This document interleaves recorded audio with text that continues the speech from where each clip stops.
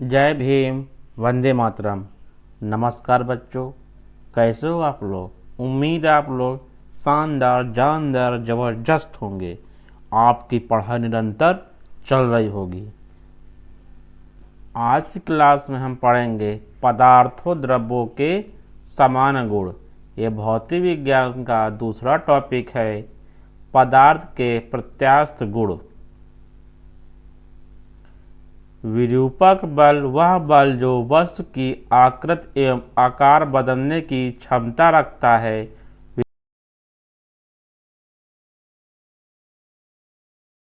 विरूपक बल कहलाता है। प्रत्यास्था पदार्थ का वह गुण जिसके कारण कोई पिंड विरूपक बल को हटाने के बाद अपने मूल आकार और आकृति को पुनः प्राप्त करने के लिए प्रवृत्त होता है, प्रत्यास्था कहलाता है। पूर्ण सुघट प्लास्टिक वस्तु विरूपक बल हटा देने पर यदि वस्तु अपनी प्रारंभिक विन्यास प्राप्त करने की चेष्टा नहीं करती है, पूर्ण प्लास्टिक वस्तु कहलाती है। उदाहरण पैराफिन मोम, गीली मिट्टी। अब देखेंगे प्रत्यास्था सीमा। विरूपक बल के एक निश्चित सीमा तक ही कोई वस्तु प्रत्यास्था गुण प्रदर्शित करती है। इससे ऊपर वस्तु अपने इस गुण का क्षय कर देता है। इसे प्रत्यास्था सीमा कहते हैं।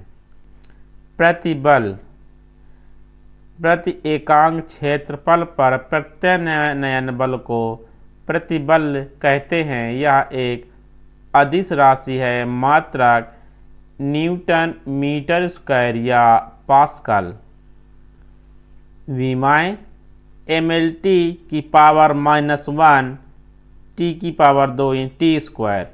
सूत्र प्रतिबल प्रत्यानयन बल बटे क्षेत्रफल। किसी पिंड में उत्पन्न प्रतिबल इस बात पर निर्भर करता है कि उस पर बाह्य बल किस प्रकार लगाया जाता है। अनुदैर्घ्य प्रतिबल सिर्फ ठोसों में होता है। लंबाई में वृद्धि होने पर यह प्रतिबल तनन प्रतिबल कहलाता है। लंबाई में कमी होने पर यह प्रतिबल संपीडक प्रतिबल कहलाता है। यह ठोस, द्रव तथा गैस तीनों अवस्थाओं में पाया जाता है। तरल में सिर्फ आयतन प्रतिबल होता है। यह प्रतिबल केवल आयतन तथा घनत्व परिवर्तन करता है। यह प्रतिबल संपूर्ण क्षेत्रफल के लंबवत होता है। अपरूपण प्रतिबल वस्तु की सतह पर स्पर्श रेखीय दिशा में लगता है। स्पर्श रेखीय प्रतिबल वस्तु की आकृति में परिवर्तन करता है, आयतन में नहीं। अब देखेंगे विकृति। विमा के अंतर से प्रारंभिक विमा अनुपात को विकृति कहते हैं। कोई मात्रक नहीं, कोई विमा नहीं, किसकी विकृत की। सूत्र विकृत बराबर विमा में परिवर्तन प्रारंभिक विमा। विकृत के प्रकार अनुदैर्घ्य विकृति,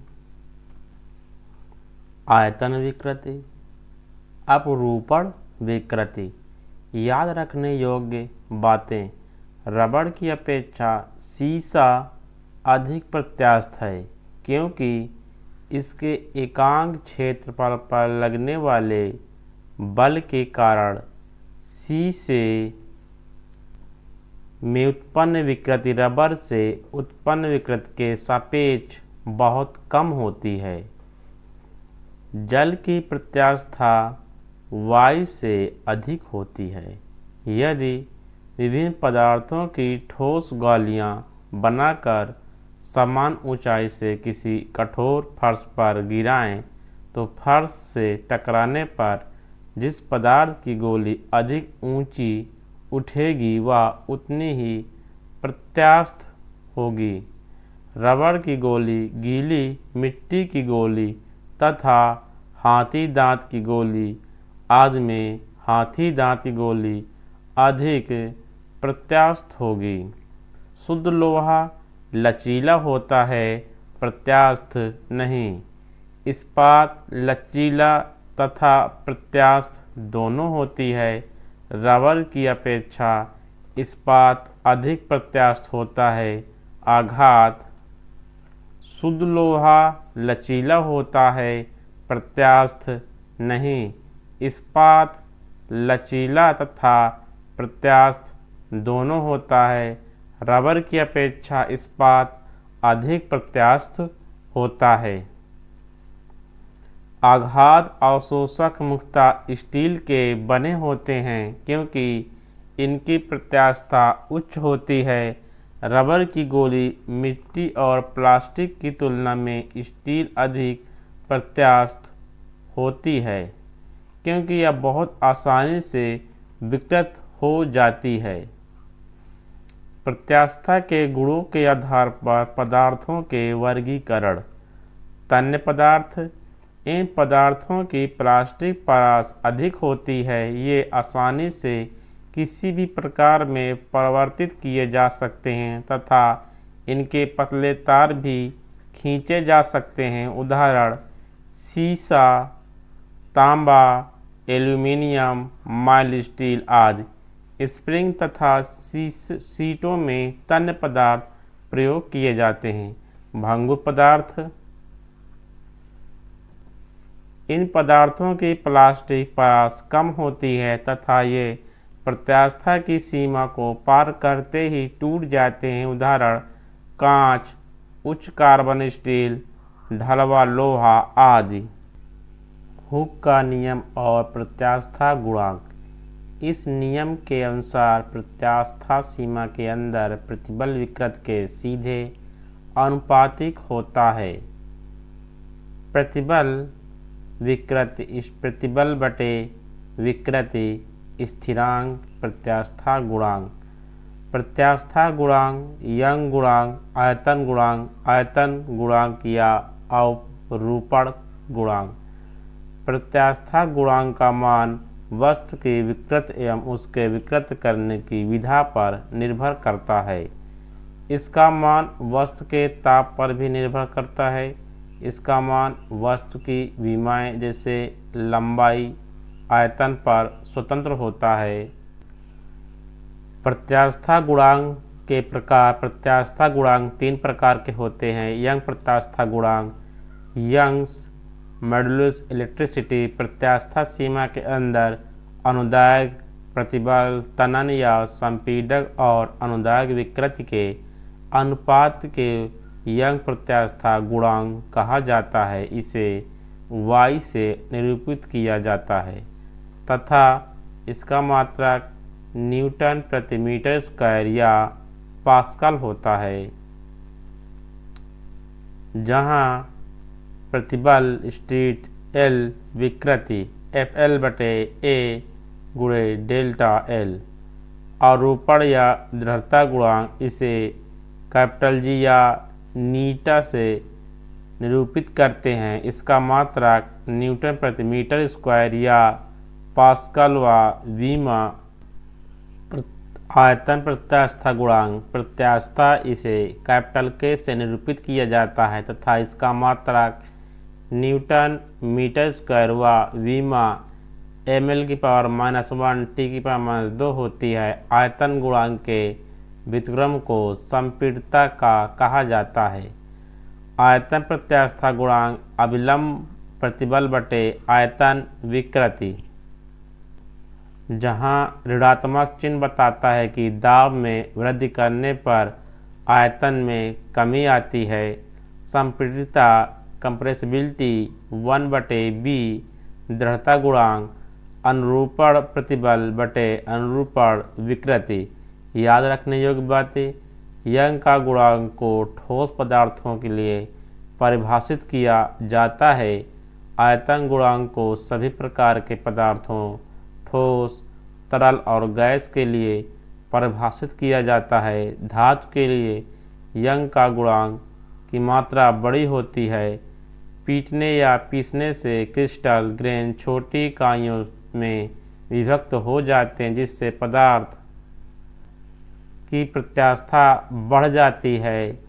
किसी धातु को गर्म करके धीरे धीरे ठंडा करने की प्रक्रिया को धातु में कड़ापन आ जाता है तथा प्रत्यास्थता घट जाती है। ताप बढ़ाने से प्रत्यास्थता घट जाती है।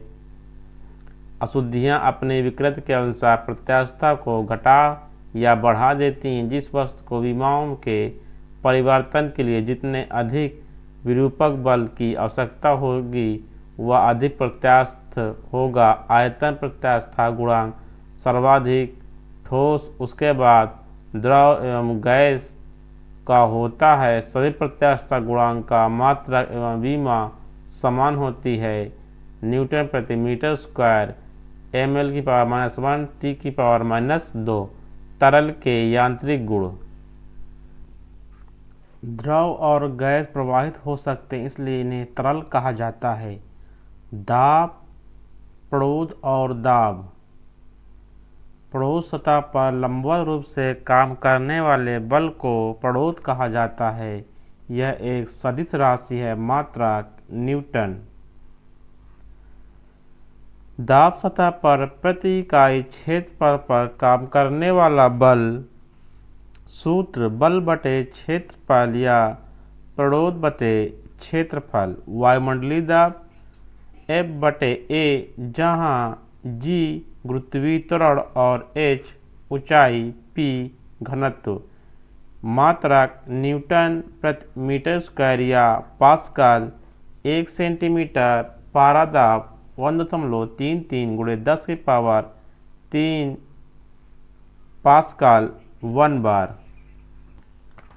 10 की पावर 5 न्यूटन प्रति मीटर स्क्वायर या 1 मिली बार 10 की स्क्वायर पास्कल 1 बार 1 मिलीमीटर पारा दाब 1.33.2 pascal. विमाएँ ml-1 T square.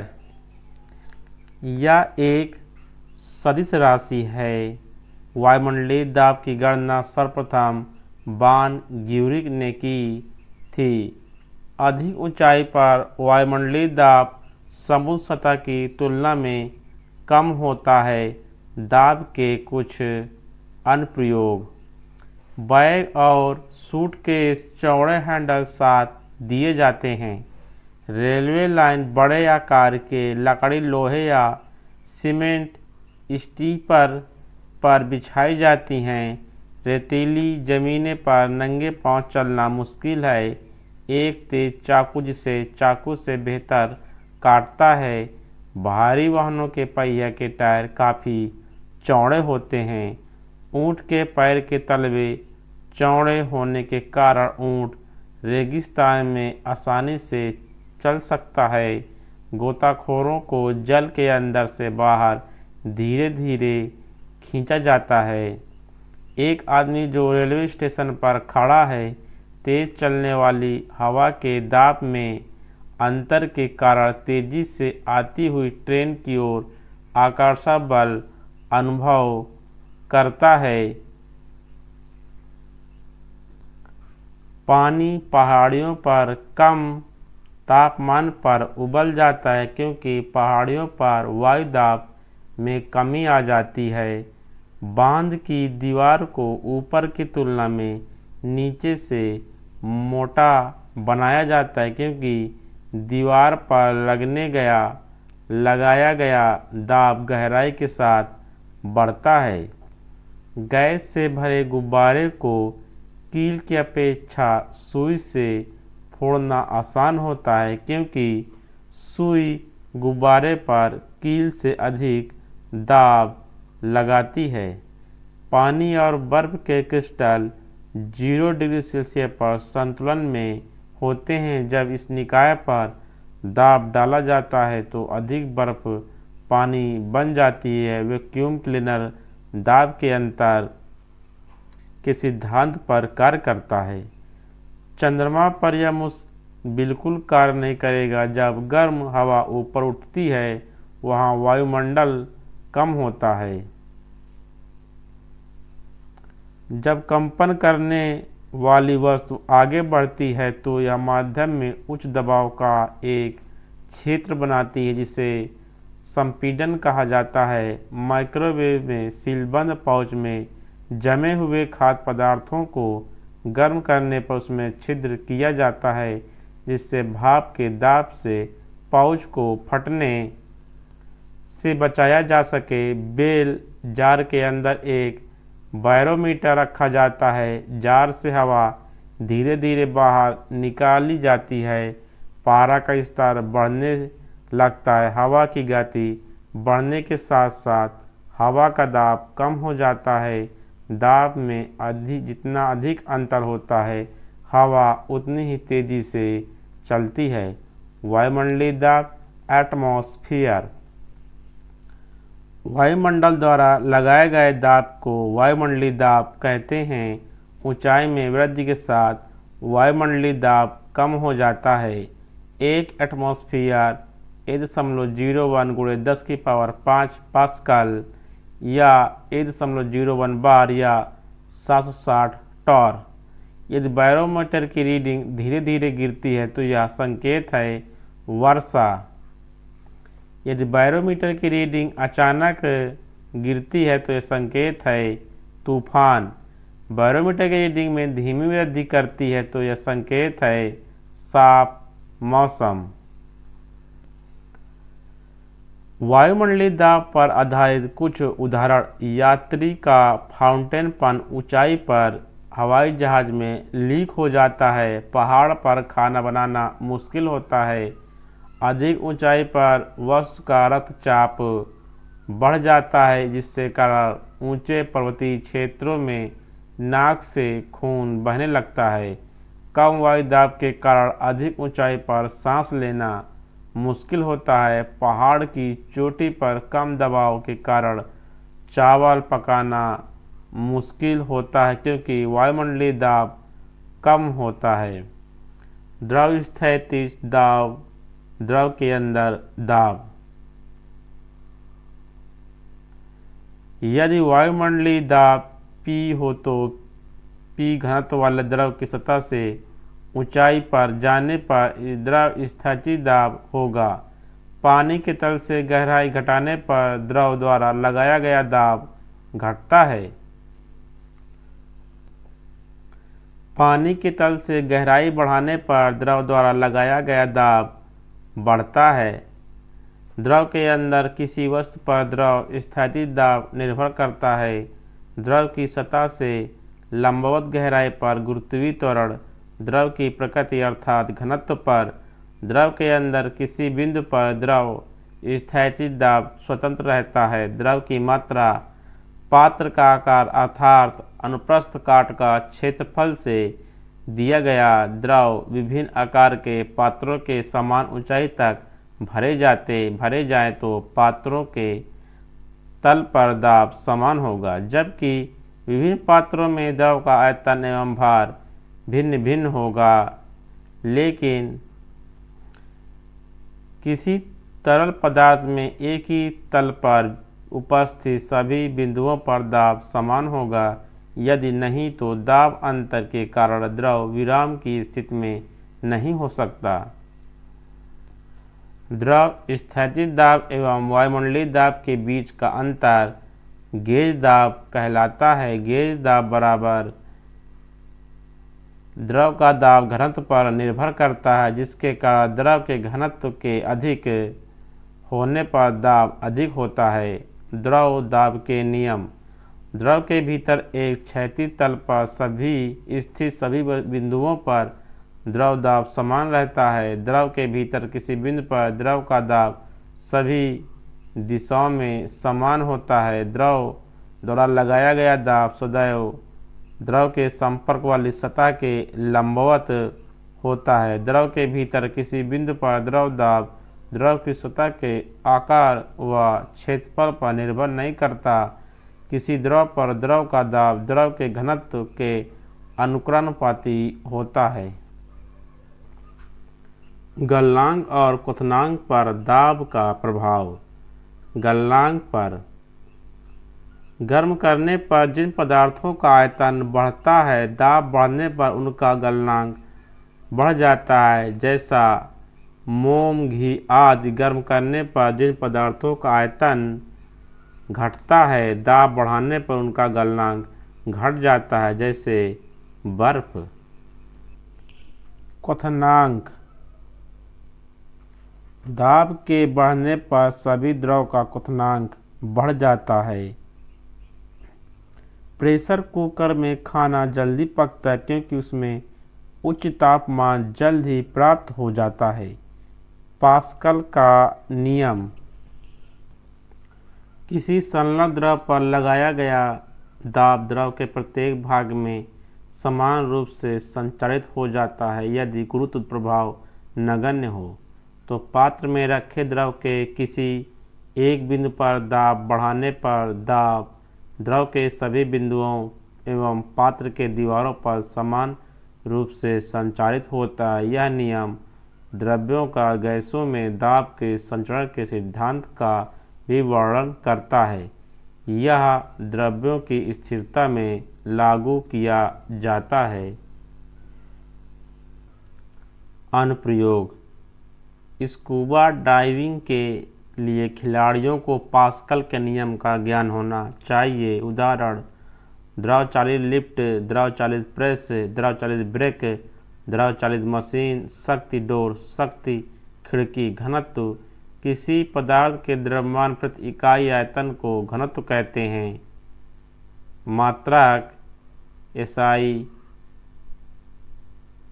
Kilogram प्रति मीटर क्यूब। SI मात्रक 1 किलोग्राम प्रति सेंटीमीटर क्यूब, 1000 किलोग्राम प्रति मीटर क्यूब। घनत्व द्रव्यमान बटे आयतन। जब विभिन्न घनत्व के अभिसरणीय द्रव किसी पात्र में भरे जाएं तो उच्च घनत्व वाला द्रव पात्र की तली में, जबकि निम्नतम घनत्व वाला द्रव पात्र में सबसे ऊपर होता है। ताप वृद्धि के कारण वस्तु में प्रसार होता है। अंततः वस्तु के आयतन में वृद्धि होती है, जबकि द्रव्यमान अपरिवर्तित रहता है तथा घनत्व घटता है। दाब बढ़ने पर किसी वस्तु का आयतन घटता है तथा घनत्व बढ़ता है। वस्तु का सापेक्षिक घनत्व मापने के लिए हाइड्रोमीटर का प्रयोग किया जाता है। सापेक्ष घनत्व या अपेक्षित घनत्व, अन्य नाम विशिष्ट गुरुत्व, किसी पदार्थ का सापेक्ष घनत्व। डेंसिटी ऑफ सब्सटेंस, पदार्थ का घनत्व। Density of water at 4 degree Celsius, पानी घनत्व 4 डिग्री सेल्सियस। इसका कोई मात्रक नहीं है। जल का महत्तम घनत्व 4 डिग्री सेल्सियस पर होता है। दो स्थितियाँ: RD ज़्यादा अगर 1 से वस्तु जल में डूब जाएगी, RD अगर 1 से कम वस्तु जल में तैरेगी। महत्वपूर्ण बिंदु: एक स्टील से बनी गोलाकार गेंद को जब पारे से बड़े बर्तन में डाला जाता है तो वह पारे की सतह पर ही रह जाती है। यदि हम दूध से क्रीम निकालते हैं तो इसका घनत्व बढ़ जाता है, क्योंकि शुद्ध दूध का घनत्व 1.032 होता है, जबकि वसा ग्लोब्यूल्स का घनत्व 0.86 होता है। लेकिन अगर हम दूध में पानी मिलाते हैं तो इसका घनत्व कम हो जाता है। मनुष्य के लिए नदी के पानी की तुलना में समुद्र में तैरना आसान होता है, क्योंकि समुद्र के पानी का घनत्व नदी के पानी के घनत्व से अधिक होता है। बादल आसमान में तैरते हैं क्योंकि उनका घनत्व कम है। निम्न ताप और उच्च दाब पर गैस का घनत्व अधिकतम होता है। जब पानी जमता है तो उसका घनत्व कम हो जाता है। गर्म करने पर द्रव का घनत्व कम हो जाता है। जब लोहे की सुई पानी की सतह पर रखी जाती है तो वह पानी की सतह पर तैरती है। अधिकांश सुइयां उच्च घनत्व के कारण डूब जाती हैं, लेकिन जब सतह पर तनाव सुइयों द्वारा लगाए गए दाब से अधिक होता है तो यह तैरती है। एक गिलास शुद्ध पानी और एक गिलास शुद्ध शराब में बर्फ के टुकड़े डाले जाते हैं तो बर्फ पानी में उच्च स्तर पर होगी। एक अंडा पानी में डूब जाता है, लेकिन नमक के एक सांद्र विलयन में तैरता है, क्योंकि नमक के घोल का घनत्व अंडे के घनत्व से अधिक होता है। जब बर्फ पानी में तैरती है तो इसका 1/10 भाग पानी के ऊपर तैरता है, जबकि 9/10 भाग पानी में डूबा रहता है। उत्प्लावकता या उत्प्रेक्ष। वीडियो अब यहीं तक, ये अब अगली क्लास में करेंगे। नेक्स्ट वीडियो फिर अपलोड करेंगे। अगर वीडियो अच्छी लगी तो चैनल को सब्सक्राइब करें। वीडियो वॉच करने के लिए धन्यवाद। जय भीम, वंदे मातरम।